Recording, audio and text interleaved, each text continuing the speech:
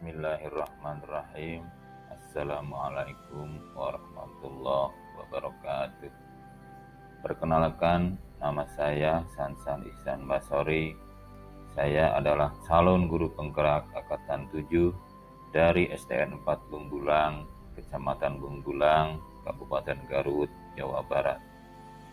Pada kesempatan ini, saya akan menyampaikan koneksi antar materi, kesimpulan dan refleksi materi modul 1.1 tentang pemikiran Ki Hajar Dewantara.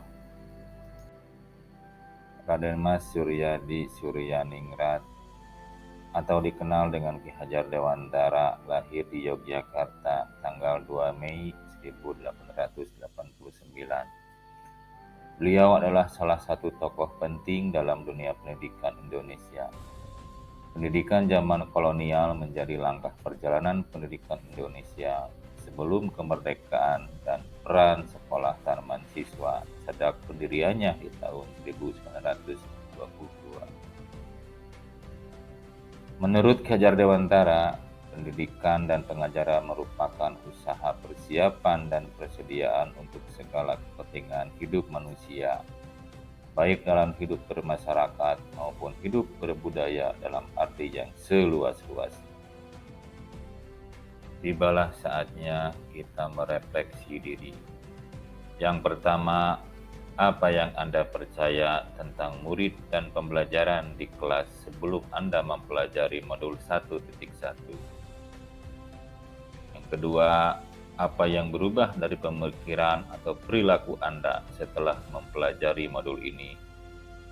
Yang ketiga, apa yang dapat segera Anda terapkan lebih baik agar kelas Anda mencerminkan pemikiran Ki Hajar Dewantara?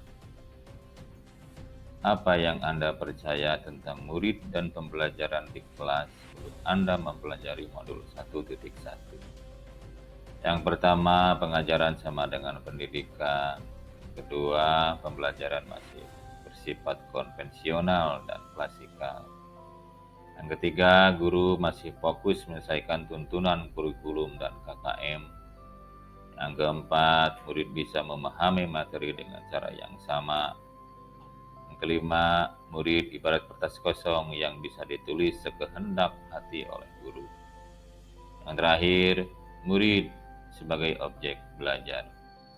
Hal yang berubah dari pemikiran atau perilaku saya setelah mempelajari modul 1.1. Pertama, pembelajaran berpihak pada murid dan belajar bisa di mana saja. Kedua, murid sebagai subjek belajar. Yang ketiga, murid berkembang sesuai kekuatan kodratnya masing-masing. Yang keempat, guru bertugas menuntun murid dan menjadi fasilitator. Yang kelima, setiap murid memiliki cara belajar sesuai kebutuhannya masing-masing. Yang terakhir, murid telah memiliki kekuatan kodrat alam yang masih samar. Hal yang dapat segera terapkan lebih baik agar kelas saya mencerminkan pemikiran KHD. Yang pertama, menciptakan pembelajaran yang menyenangkan dan berpusat pada murid. Yang kedua, mendidik sesuai kodrat yang dimiliki murid. Yang ketiga, merancang pembelajaran sesuai kebutuhan murid. Yang keempat, menerima murid seutuhnya dengan segala potensi yang berbeda.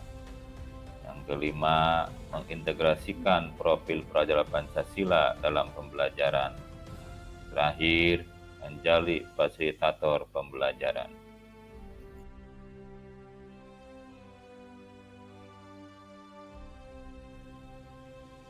Dasar pemikiran KHD.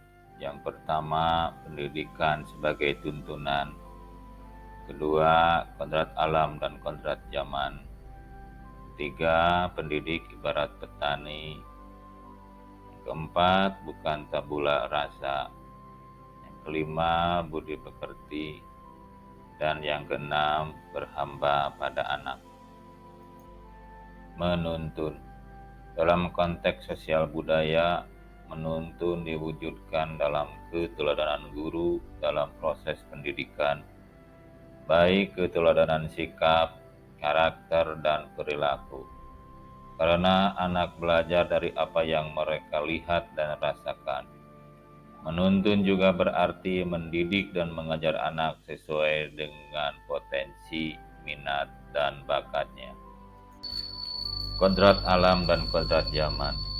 Pendidikan harus mempertimbangkan kodrat alam dan kodrat zaman, karena kedua hal ini tidak dapat dipisahkan dalam diri anak.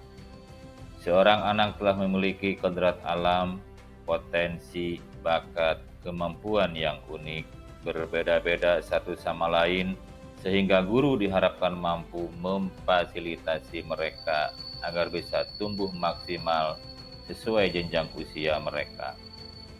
Pembelajaran akan menjadi menyenangkan jika dilakukan sesuai kodrat anak, yaitu bermain.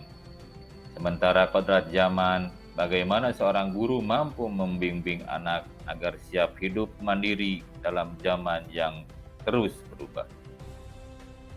Guru ibarat petani yang menyiapkan lahan, memupuk, mengairi, dan membersihkan hama agar bibit tumbuh subur, berbunga, kemudian berbuah. Petani dapat mengupayakan tumbuhnya bibit dengan sebaik-baiknya, tetapi tidak dapat mengubah kodrat bibit menjadi tanaman lain. Demikian pula guru.